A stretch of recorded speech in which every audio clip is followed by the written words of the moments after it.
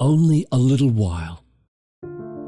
After you have suffered a little while, the God of all grace, who has called you to his eternal glory in Christ, will himself restore, confirm, strengthen, and establish you. 1 Peter 5:10. Sometimes in the midst of the afflictions and ordinary stresses of daily life, we may cry out, "How long, O Lord? I can't see beyond today's pain. What will tomorrow bring? Will you be there for that affliction too?"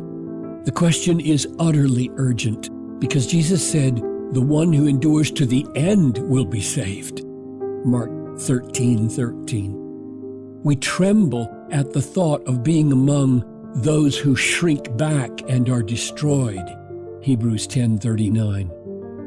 We're not playing games. Suffering is a horrible threat to faith in God's future grace. Therefore, it is a wonderful thing to hear Peter promise the afflicted and weary Christians, "After you have suffered a little while, the God of all grace, who has called you to his eternal glory in Christ, will himself restore, confirm, strengthen, and establish you."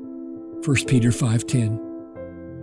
The assurance that he will not delay beyond what we can endure, and that he will abolish the flaws we bemoan, and that he will establish forever what has tottered so long. That assurance comes from the God of all grace. God is not the God of some grace, like bygone grace. He's the God of all grace, including the infinite, inexhaustible stores of future grace that we need to endure to the end.